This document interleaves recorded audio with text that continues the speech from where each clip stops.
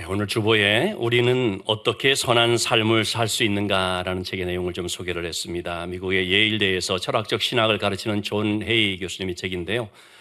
그는 이렇게 말합니다. 사람이 도덕적으로 살아야 하는 이유, 또 그렇게 살 수 있는 근거가 하나님께 있다는 것입니다. 절대선이신 하나님께서는 인간을 선하게 살도록 창조했다는 것이죠.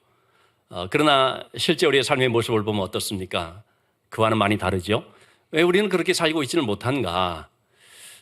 존 헤이 교수는 한 재미있는 실험을 소개를 합니다.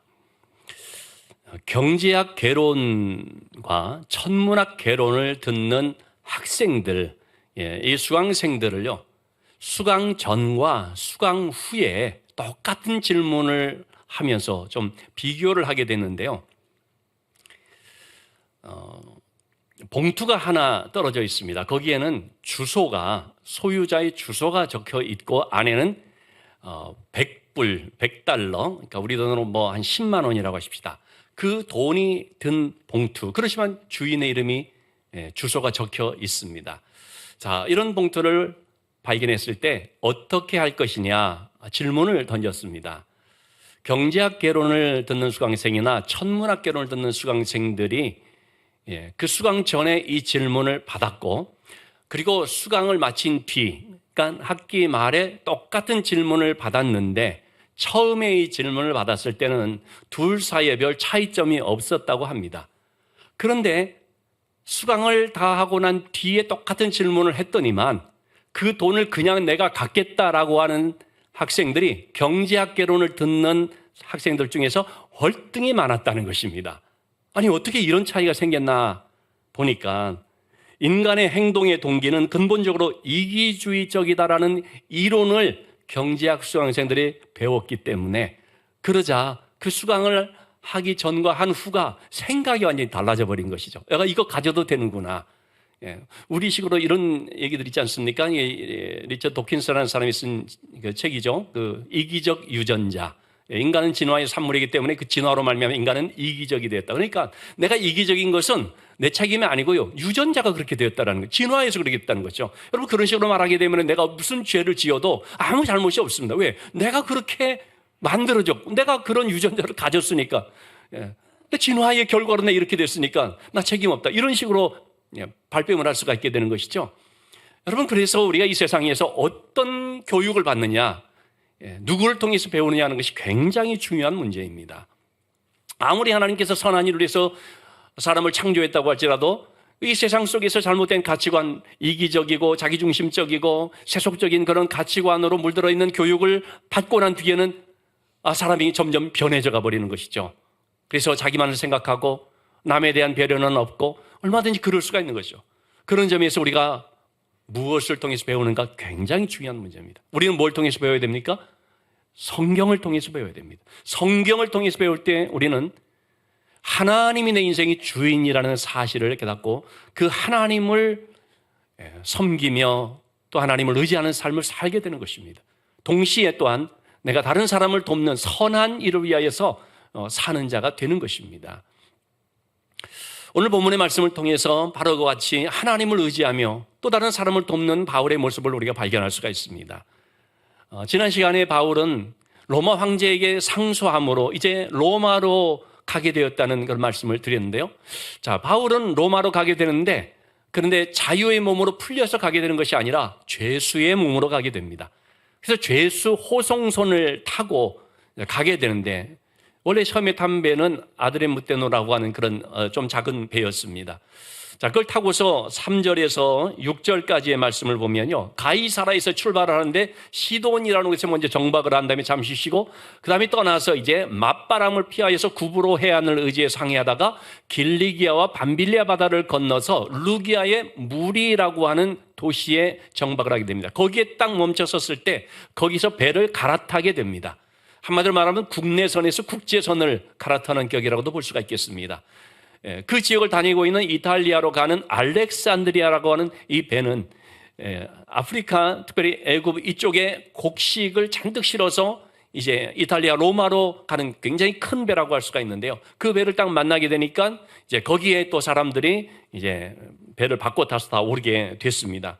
그런데 그렇게 큰 배라고 할지라도 여러분, 당시에 시기적으로 그 지중해 지역이 굉장히 바람이 거셀 때거든요. 그렇기 때문에 이 큰 배가 바람을 이기지를 못해서요, 북서풍이 이렇게 부는데 그것은 맞바람이 되거든요. 그러니까 이 항해를 정상적으로 할 수가 없는 것입니다. 로마로 가야 되는 그 길에서 조금 벗어날 수밖에 없게 되는 거죠. 우리 7절에서 8절까지의 말씀을 한번 보시면 간신히라는 표현을 두 번을 하고 있는데요. 간신히 니도 맞은편 거기에 이르게 됐는데, 거기서도 풍세가 허락지 않으므로 살모네 앞을 지나서 그레데 해안을 바람막이로 항해해서 또 간신히 그 연안을 지나 미항이라고 하는, 아름다울 미자 미항, 참 보기에는 아주 아름다운 곳이었던 것 같아요. 거기에 이제 이르게 됐습니다. 자, 이것을 한번 지도로 여러분이 한번 참고 삼아 보시라고 지도로 살펴볼 수가 있는데, 가이사라에 로마의 총독이 있었던 것이죠. 거기서 이제 출발을 해서 시돈으로 갔다가 시돈에서 무라라는 곳으로 가서 배를 갈아탔죠. 그런데 그 배가 도저히 바람을 이기지 못해서 할 수 없이 항로를 조금씩 변경하면서 가다가 미항이라고 하는, 크레타 섬의 미항이라고 하는 곳에 머무르게 되었을 때입니다. 여기서 바울 사도가 이제 얘기를 하게 됩니다. 9절에서 10절까지의 말씀입니다. 지금의 이 시기가 금식하는 절기가 이미 지났다. 유대인들의 금식 절기는 보통 9월에서 10월이라고 하거든요. 그러니까 지금 10월이 훨씬 지난 것입니다. 그러니까 11월, 12월로 접어드는 시점이기 때문에 겨울로, 지금 초겨울로는 겨울로 접어들지 않습니까? 그러면은 그 지중해 지역의 바람이 굉장히 거세게 일어난다는 것이죠. 우리도 보면은 필리핀을 중심으로 한 남태평양 그쪽에서 여름철이 되면은 계속해서 태풍이 일어나는 것처럼 지중해 지역도 바로 그러한 지형이 되는 것입니다. 더군다나 바울은요, 전도 여행을 하면서 수차례 파선의 경험을 했었기 때문에 이 시기에 배를 타면은 안 된다, 이 시기에는 정말 어려움이 많다, 이런 걸 많이 경험했기 때문에, 그래서 이제 백부장이 얘기를 하는 것입니다. 지금은 항해하기가 굉장히 위태로운 시기이기 때문에 잘못하다가는 우리가 큰 위험을 만날 수가 있다. 그래서 이번 항해가 하물과 배뿐만 아니라 우리의 생명에도 타격과 많은 손해를 끼칠 수가 있으니까 여기 머물러야 된다, 여기서 겨울을 하고 가야 된다, 이런 제안을 하게 됐습니다. 그러나 11절 12절의 말씀을 보시는 것처럼 백부장은 바울의 말보다 선장과 선주의 말을 더 믿었습니다. 왜 그랬을까요? 선장과 선주가 이 방면의 전문가이기 때문에 그랬을까요?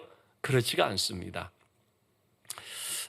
선장과 선주의 말과 또 자기들의 생각이 딱 맞아떨어지기 때문입니다. 선장과 선주는 여러분 물론 항해의 전문가라고도 할 수 있지만, 동시에 또 그분들은 어떤 성향이 좀 있겠습니까? 할 수만 있으면 돈을 더 벌려고 하는 그런 사람들이거든요. 그러니까 항해 일수를 줄여야지 자기들은 돈이 더 되는 거예요. 일수를 더 줄여야지 원래 예정된 금액에서 남는 것이거든요. 그러니까 가급적이면 항해 일수를 줄이려고, 가급적이면 덜 쉬고 또 빨리 가려고, 그런 이해관계가 있는 거죠.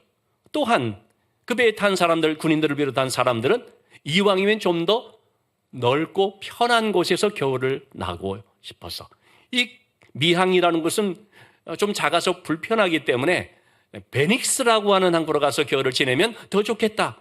서로들의 이해관계가 맞아떨어져서 그래서 이제 그냥 앞으로 가자 하게 된 것입니다. 베닉스라는 곳으로도 가려면은요 64km 정도를 더 가야 됩니다. 여러분이 64km라는 것은 결코 적은 거리가 아닙니다. 더군다나 지금 심한 바람이 불고 있는 상황에서 요즘 현대식의 그런 배가 아닌 과거의 그런 배이기 때문에 진행이 느릴 수가 있는 거죠. 자, 그렇게 가는 과정 속에 13절에서 15절의 말씀인데요, 처음에는요 남풍이 순하게 불매, 뒷바람이 불어줬습니다. 그러니까 처음에 굉장히 득이양양했겠죠. 아, 우리 생각대로 잘 되겠구나. 그러나 그것도 한순간이었습니다. 잠시 얼마 못 가서 섬 가운데로 유라굴로라고 하는 광풍이 일어났습니다. 그야말로 이것은 광풍, 미친 바람이었습니다. 보통 태풍이 아니었습니다. 얼마나 그 위력이 대단했었는지요. 배가 밀려서 마치 바람 앞에 등불처럼 한없이 표류하기 시작하는데요, 18절에서 20절의 말씀을 보면은요, 선원들이 필사적으로 살아남기 위해서 애를 쓰는데 짐을 바다에 풀어버리기도 하고, 심지어는 그 배에 있어서 정말 중요한 버려서는 안 되는 도구들, 그런 것들까지도 바다에다가 내버리는 그런 상황이 됐습니다. 그런데도 여러 날 동안 해도 별도 보이지, 하늘은 새카만 것이죠. 큰 풍랑은 그대로 있고 구원의 여망마저 없어졌더라. 조금 편한 곳을 찾아가다가 그만 생명의 그런 생명을 잃을 수도 있는 더 큰 어려움을 만났죠. 이걸 가리켜 소탐대실이라고 말하죠. 그 작은 이익을 쫓다가 큰 것을 잃어버리는 이런 인간의 어리석음을 볼 수가 있습니다. 자, 어쨌든 참 이와 같은 사람들이 아무런 희망이 보이지 않는 절망 가운데 두려움에 빠져서 힘든 가운데 있는 이런 형편 속에서 바울은 어떻게 합니까? 바울은 오히려 소망의 메시지를 전합니다. 함께 절망에 빠져 낙심하는 것이 아니고요, 그 절망 가운데 있는 사람들에게 소망의 메시지 또는 위로의 메시지를 전합니다. 바울 사도는 어떻게 해서 그럴 수가 있었을까요?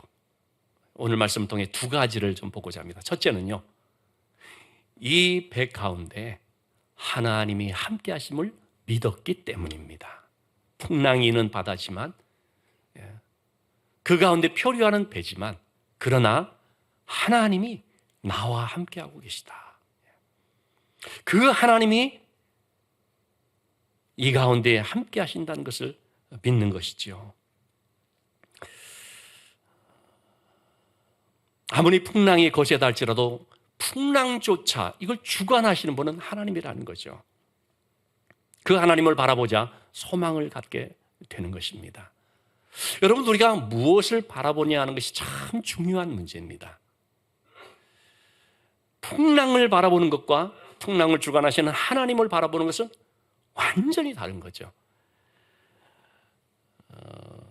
열왕기상 19장 2절에서 3절까지 말씀 보면은요, 엘리야 선지자 갈멜산에서 엄청난 승리를 거둔 후에 또 하나님 앞에 기도하였더니 3년 반 동안은 비가 오지 않았던 그 땅에 비가 쏟아지는 응답을 받고 그 직후입니다.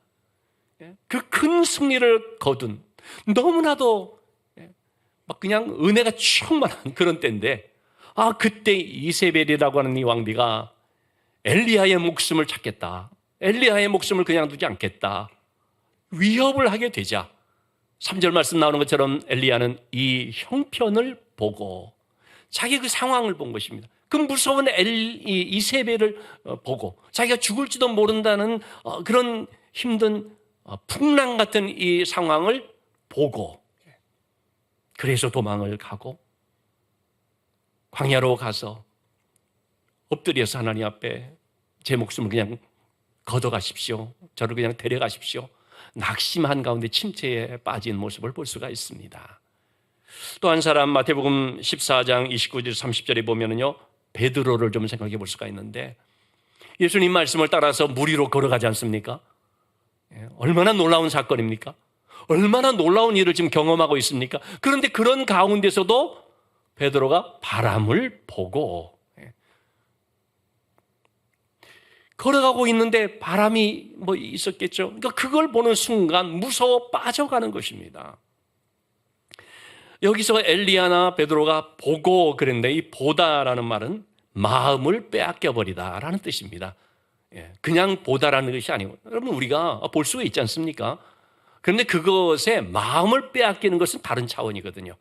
지금 엘리야나 베드로는 마음을 빼앗겨 버렸다는 거죠. 이 상황에 마음을 빼앗겨 버렸다는 거죠. 그러면 두려움과 절망, 낙심에 빠지게 되어버리는 것입니다.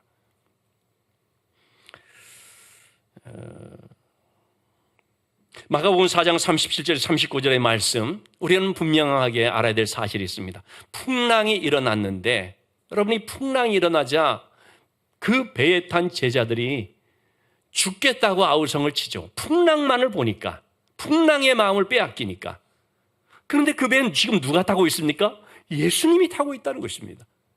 아니 여러분, 예수님이 타고 있는 걸 모르는 게 아니고 알고 있음에도 불구하고 이렇게 풍랑을 보고 거기에 마음을 빼앗기면 죽겠다라고 하는 얘기를 하게 된다는 거죠. 그러자 예수님께서 어떻게 하셨습니까? 바람을 꾸짖고 바다더러 이르시되 잠잠하라 고요하라. 그러자 바람이 그치고 아주 잔잔하게 되어버렸습니다. 제자들이 그때 이분이 만물을 주관하시는 창조주 하나님이시구나, 그 사실을 깨닫게 되었겠죠. 여러분, 우리가 탄 배에 풍랑이 일어날 때에 그 풍랑만을 보는 것이 아니라 이 배에 지금 선장이 되시는, 주인 되시는 주님이 계시다는 사실을 보고 그 주님을 우리가 주목할 필요가 있습니다. 사람들은 지금 해도 달도 안 보이고 구원의 여망이 보이지 않고 출구가 보이지 않는 상황 속에서 그냥 한결같이 두려움에 빠져서 절망하고 있지만, 여러분, 그것을 바울 사도는 전혀 못 보고 있습니까? 알죠. 바울도 똑같은 배 안에 있고요, 두려움에 떠는 환경을 똑같이 직면해 있습니다. 그러나 바울은 거기에 마음을 빼앗기지 않았다라는 거죠. 그런 상황을 보면서 두려움에 떠는 사람들을 보면서도 마음을 빼앗기지를 않은 것입니다. 마음을 하나님께로 향하는 거죠. 그래서 하나님이 모든 걸 주관하신다, 그 하나님이 지금 나와 함께 하시고 이 배에 지금 계시다 하는 것을 믿었기 때문에 그는 그 두려워하는 사람들에게 소망의 메시지를 전할 수가 있었습니다. 여러분, 우리에게는 참 크고 작은 풍랑이 있습니다. 인생을 살면서 때로는 가정 문제 때문에 자녀로 인하여서 물질 문제, 건강의 풍랑, 이와 같은 것들을 만날 때가 있는데, 여러분, 그럴 때 우리가 풍랑을 보면서 마음을 빼앗기지 말고요, 그것을 능히 다스리실 수 있는 이 가운데 함께 하시는 주님을 바라보면서 기도하며 믿음으로 나갈 수 있어야 하겠습니다. 그럴 때 하나님께서 우리에게 잔잔케 하시면서 평안을 누릴 수 있도록 역사해 주실 줄로 믿습니다. 자, 바울은 그 두려워하는 사람들에게, 절망하는 사람들에게 소망의 메시지를 전할 수 있었는데, 두 번째 이유는 무엇 때문이냐면 하나님의 말씀을 듣고 그 말씀대로 될 것을 믿었기 때문입니다. 21절의 말씀 보면 오랫동안 사람들이 먹지를 못했습니다. 그때 바울이 이렇게 말하죠. 여러분, 이렇게 큰 어려움을 당한 이유가 무엇 때문입니까? 풍랑을 만나서입니까? 물론 풍랑을 만났기 때문에 그렇게 됐겠죠. 근데 근본적인 원인은 무엇 때문입니까? 바울의 하는 말을 귀담아 듣지 않았기 때문이었죠. 그래서 바울이 말합니다. 여러분들이요, 그레데 섬에서 떠나지 않았다면 이런 타격과 손상을 받지 않았을 텐데, 면했더라면 더 좋을 뻔했는데, 근데 내가 그렇게 주의를 줬는데도 결국은 떠나서 이러한 일들을 당하게 됐지 않느냐라고 얘기를 하는 것입니다. 떠나지 않았으면 뭐 이런 일을 안 당했겠죠. 근데 여러분, 바울이 왜 이런 얘기를 하고 있을까요? 뒤끝이 있어서 그런 것이겠습니까? 남 탓하려고 그런 것이겠습니까? 그렇지 않습니다. 실패의 원인이 말씀을 듣지 않았기 때문이다라는 것을 얘기하고자 하는 것입니다. 다시 말하면 이제라도 말씀을 들으십시오. 이제라도 내가 전하는 하나님의 말씀을 듣기 바랍니다. 지금 그 의미에서 얘기를 하고 있습니다. 자, 그러면서 그들에게 위로와 확신을 주는 말씀을 하고 있죠. 22절에 23절 말씀인데요, 여러분들이 이제는 안심하십시오. 배에는 좀 타격이 있겠지만 우리의 생명은 아무런 손상이 없겠습니다. 왜냐하면 내가 속한 바, 내가 섬기는 하나님의 사자가 어젯밤에 내게 되셔서 말씀해 주셨다라는 것입니다. 바울이 지금 사람들에게 안심하십시오, 우리 다 괜찮습니다라고 말하는 것은요, 그냥 단순히 위로하기 위해서, 안심시키기 위해서 하는 말이 아닙니다. 여러분, 아무런 근거도 없이 그렇게 말하면 그것은 한마디로 말해서 책임지지 못할 말이 되고 공수표가 되어버리고 거짓말이 되어버리지 않겠습니까? 그래서 우리가 근거 없이 그냥 안심하고 또 위로하라고, 받으라고 그렇게 말하면 안 됩니다. 확실한 근거를 가지고 말해야 됩니다. 그 확실한 근거라는 건 뭡니까? 하나님께로부터 받은 말씀입니다. 바울 사도도 지금 자기 얘기를 하는 것이 아닙니다. 듣기 좋으란 말 하는 것이 아닙니다. 하나님께 받은 말씀이 있기 때문에 말하는 것이죠. 어떻게 하나님의 말씀을 받게 되었습니까? 어젯밤에 내게 되셔서 말하되. 어젯밤이라는 것, 지금 거기에 탄 사람들은요, 절망과 두려움 속에 어둠의 밤을 보내고 있는데 바울은 지금 그 밤에 엎드려 하나님 앞에 기도하고 있다라는 말이죠. 어젯밤 하나님이 나에게 있어서 말하되 내가 기도하여 하는데 하나님이 말씀해 주셨다는 뜻이 되는 거죠. 자, 무슨 말씀을 하나님이 주셨습니까? 24절에서 25절의 말씀입니다. 두려워하지 말라. 여러분, 하나님께서 우리에게 주시는 첫 번째 말씀은 항상 두려워하지 말라는 말입니다. 어떤 풍랑을 만났을 때도 하나님께서 우리에게 주시는 말씀은요, 두려워하지 말라. 왜 그렇습니까? 바울 사도의 경우는 가이사 앞에 가서 복음을 전하는 이 사명을 감당해야 되기 때문에, 여러분, 사명을 가진 자는 사명을 마칠 때까지 하나님께서는 결코 그를 내버려 두지 않습니다. 끝까지 책임져 주십니다. 그리고 또 하나님께서 바울에게 약속해 주셨습니다. 너뿐만 아니라 너와 함께 이 배에 탄 모든 사람들의 생명을 내가 지켜준다. 너와 함께 항해하는 자들을 다 내게 주셨다. 생명을 지켜주고 안전을 보장해 준다는 말씀이죠. 그러므로 여러분이 안심하라. 나는 나에게 말씀하신 그대로 되리라고 하나님을 믿노라. 하나님께서 하신 그 말씀은 반드시 그대로 되는 말씀이라는 사실을 나는 분명하게 믿는다 고백을 하고 있습니다. 그래서 바울은 두려워하지 않는 것이고요. 또한 주님께서 이 배 가운데 동행하고 있다는 사실을 믿는 것이고요. 로마로 잘 인도해 주신다는 말씀을 그대로 믿고 있는 것이고, 그래서 그 말씀으로 위로를 하고 있는 것입니다. 여러분, 하나님의 말씀은 누구에게 역사합니까? 믿는 자에게 역사합니다. 데살로니가전서 2장 13절 말씀에 보면 이 말씀이 너희 믿는 자 가운데 역사한다라고 말하고 있는데, 여러분, 말씀을 듣는 자 또는 말씀을 아는 자가 아니고 말씀을 믿는 자를 말합니다. 중요한 말씀입니다. 우리가 말씀을 듣고 말씀을 알기도 하지만 그 말씀을 온전히 믿지 않으면 그것은 생명의 말씀이 되지 않습니다. 믿는 자 가운데 생명의 역사가 있다는 거죠. 자, 그렇다면 여러분, 우리는 하나님의 말씀을 들을 때 그 말씀을 진짜로 믿습니까? 좋은 말씀입니다. 은혜 받았습니다라고 하지만은 실제 내 삶 속에서는 그 말씀을 믿고 살지 못할 때가 우리가 얼마나 많이 있는지요. 믿는 것처럼 보여져서 그럴듯한 믿음 같은데 실상은 모양만 있는 믿음. 그렇다면 참 안타까운 일이죠.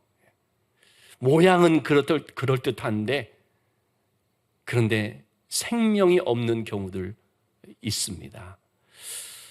제가 지난주에 한 책을 보는데 삶이 뜻대로 안 될 때라는 책인데요. 카일 아이들먼 목사님의 그 책입니다. 재미있는 부분을 봤는데요. 이 카일 아이들먼 목사님이 이제 이렇게 얘기를 합니다. 내가 2020년 가장 재밌게 읽은 기사가 있는데 그 제목이 뭐냐면요.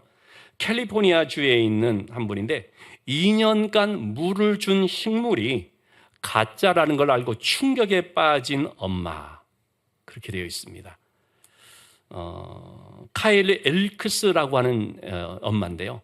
그가 이렇게 말합니다. 나는 이 식물이 정말 자랑스러웠다. 색깔이 진하고 더없이 아름다웠고 전반적으로 완벽한 식물이었다. 여러분, 요즘 인조 식물들 얼마나 그럴듯한지 모릅니다. 그런데요, 아니 2년 동안 그걸 모르고 물 줬다면 그건 좀 너무하지 않습니까? 어느 날 이 식물을 화분갈이 하려고 더 큰 화분에다 옮겨 심다가 조심해서 뿌리 막 이렇게 했겠죠? 보니까 플라스틱 모형인 거예요. 깜짝 놀란 거죠. 아니 이걸 가지고 때마다 물 주면서 잎을 닦아주면서 참 뭐 그냥 그 잘 정돈해 주면서 살아있는 건 줄 알고 근데 가짜였단 말이죠. 얼마나 황당합니까? 여러분, 우리의 신앙이 그럴 수가 있습니다. 난 진짜인 줄 알아. 남들 보기에도 저 사람 신앙이 진짜 같아 했는데 언제 검증이 됩니까? 풍랑을 딱 만나니까 정신없이 흔들리고 하나님이 있니 없니 하고 그럴 때 우리가 발견해야 됩니다. 내 신앙이 이게 지금 진짜인가 모양만 그럴듯했나 볼 필요가 있죠. 감리교회 창시자인 요한 웨슬레의 그 유명한 일화가 있죠. 그가 이제 당시 영국이 식민지였던 미 대륙으로 가서 이제 선교 사역을 하고 돌아오게 됐는데 참 별 열매도 없어서 굉장히 찹찹한 마음으로 대서양을 횡단하는 이제 배를 타가지고 이제 오게 되는데요. 그런데 그 배를 타가지고 오는 과정 속에 엄청난 그런 풍랑을 만나게 됐습니다. 배가 뭐 얼마나 요동치면서 막 정신없이 막 흔들리는지 자기는 정말 두려워서 너무나 무서워 그렇게 했다고 합니다. 그런데 봤더니 어느 한쪽에서 정말 침착하게 평온하게 찬송을 부르고 있는 사람들을 보게 됐습니다. 모라비안 선교의 그 멤버들이었습니다. 그래서 가서 물었죠. 당신들은 이 광풍이, 이 풍랑이 무섭지 않느냐고. 그러니까 그들이 말합니다. 우리는 하나님을 믿는 사람입니다. 이 모든 것들 다 하나님께서 주관하신 걸 믿고 우리는 하나님께 모든 걸 맡겼기 때문에 두렵지 않습니다. 자기도 잘 목사고 지금 선교하러까지 갔다 오고 그런 사람이잖아요.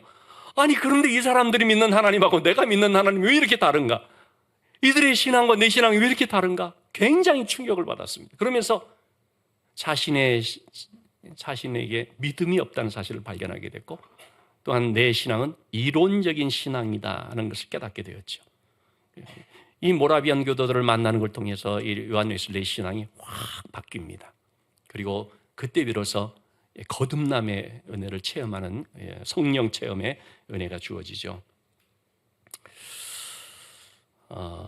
여러분 우리가 인생의 풍랑을 만나게 될 때 원망, 불평, 의심하는 것이 아니라 진짜 하나님을 믿는 자가 되어야 할 줄로 믿습니다.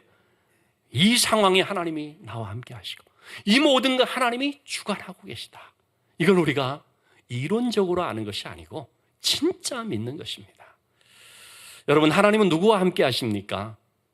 오늘 말씀 23절에서 24절의 말씀을 보면 두 가지를 살펴볼 수 있겠습니다. 하나님은 바울과 함께 하시는데 어떤 사람과 함께 하시는가? 내가 속한 바 곧 내가 섬기는 하나님이라고 말하고 있죠.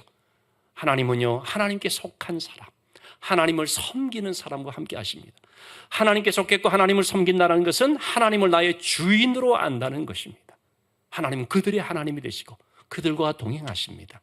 또 한 가지 네가 가이사 앞에 서야 하겠고라는 말은 여러분 바울이 왜 로마로 가고 가이사 앞에 항소했습니까? 로마에 복음 전하기 위해서. 즉 하나님의 사명을 가진 자와 하나님은 함께 하시는 것입니다. 하나님은 단지 그 사람만 함께 해주시는 것이 아닙니다. 여러분 바울을 우리가 이 다음의 내용을 또 보겠습니다마는 바울이 탄 그 배에 276명의 사람이 있는데요. 바울 한 사람으로 말미암아 그들의 모든 사람들의 목숨이 다 구원함을 받습니다. 사실은 죽을 수 있는 위기가 나오거든요. 근데 바울 때문에 백부장이 다 살게 해줍니다. 여러분 우리가 하나님을 정말로 믿는 자가 된다면요 바로 우리 한 사람을 통해서 믿음의 한 사람을 통해서 내가 탄 배에 같이 있는 사람들이 은혜를 받습니다. 여러분 내가 지금 한 배를 타고 있다고 할 때 그것이 가정이든 직장이든 그 가운데 있는 사람들이요 나로 말미암아서 유익함을 얻고 은혜를 받게 된다면 얼마나 참 감사한 일입니까? 여러분 우리가 바로 그런 신앙인이 될 수 있어야 합니다.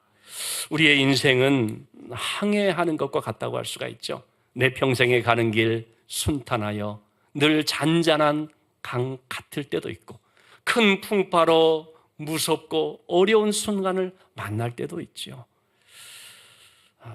그런데 여러분 그럴 때에 큰 풍랑이 있든 작은 풍랑이 있든 관계없이 하나님께서 나와 함께 하심을 믿고 그 하나님께 엎드릴 수 있어야 됩니다. 동시에 우리는 또한 그 풍랑 가운데 힘들어하고 있는 연약한 사람들을 도울 수 있어야 됩니다. 여러분 나만 무사하면 돼. 하나님이 나만 구해주면 나만 사랑해주면 좋아. 여러분 이건 정말 얄미운 크리스찬이죠. 그러면 안 되는 거죠. 내가 구원함을 받는 걸로 끝나는 것이 아니라 그 가운데 함께 있는 공동체를 생각하면서 특별히 어려운 자들 우리가 구원의 손길을 내밀어서 도움의 손길을 내밀어서 그들을 도울 수가 있어야 되죠. 이번에 저희들이 이삭 헌금을 통해서 위기 가정 4곳을 한 가정에 100만 원씩 돕습니다. 김현선이라고 하는 분은 49세 되신 분인데 탈북하신 분인데요. 그런데 그만 이제 가정이 힘들어지고 이혼하고 그러면서 지금 자녀들을 양육하는데 자녀들 또한 대인기피증이나 우울증, 지적장애 등으로 해서 굉장히 어려운 가운데 있습니다. 또 현경석이라고 하는 김선미라고 하는 분은 43세 되신 분인데 두 자녀를 지금 또 양육하는데 본인 자신은 대장암 말기로 어려운 지경에 있습니다. 임예지라고 하는 아이는 6살 난 아이인데요. 부모가 없어서 작은 아버지가 이 아이를 포함해서 지금 4명의 조카들을 부양을 하고 있는 형편입니다. 현경석이라고 하는 분은 52세인데 시각장애를 가지고 있으면서 아내는 희귀성 난치성 질환을 또 가지고 있는데 경제활동이 그렇게 변변치 않은데 들어가는 병원비 이런 것들이 굉장히 부담이 되고 하여튼 여러분 우리 주변에 참 어려움을 당하는 분들이 많습니다. 제가 이런 어려운 분들을 이렇게 소개해 달라고 해서 그래서 찾아가 만나고 기도해 주고 도움을 또 우리 교회에 이제 이삭 헌금으로 도움을 주고 하지만 보면은 매번 이런 분들이 정말 많구나라는 것을 경험을 합니다. 앤드류 머레이라고 하는 유명한 영성신학자는 이런 얘기를 했습니다. 만일에 우리가 물에 빠진 사람을 구조하려고 한다면 한 손으로는 그 사람을 붙잡고 또 한 손은 단단한 것을 붙잡고 있어야 된다. 그렇지 않으면 둘 다 죽는다. 여러분 물에 빠진 사람이 있으면 무턱대고 들어가서 그 사람만을 이제 구하려고 하다가 큰일 나는 경우들 있잖아요. 붙잡고 가는 것이 있어야 되는 거죠. 마찬가지입니다, 여러분. 우리가요 정말 어려운 이웃을 도우려고 한다면 한 손으로는 그 사람을 붙잡지만 또 한 손은 하나님을 붙잡고 있어야 됩니다. 안 그러면 내가 휩쓸려 갑니다. 잘못하다가는 누구 돕다가 실족해 버립니다. 하나님을 단단히 붙잡고 있을 때에 우리는 나도 살고 그 사람도 살릴 수가 있습니다. 중요한 것은 내가 하나님을 날마다 든든히 붙잡는 것입니다. 말씀과 기도로 붙잡는 것입니다. 이번 한 주 동안 우리가 릴레이 기도를 하고자 합니다. 하나님 붙잡는 시간, 뜨겁게 붙잡는 시간을 갖고자 하는 것이죠. 여러분 그래서 우리가 내 자신이 살 뿐만 아니라 풍랑이는 바다 가운데서도 두려워하지 아니고 산소망을 가질 뿐만 아니라 또한 나로 말미암아 어려운 이웃을 구조해내고 그를 돕는 그런 삶을 살아야 되는 줄로 믿습니다.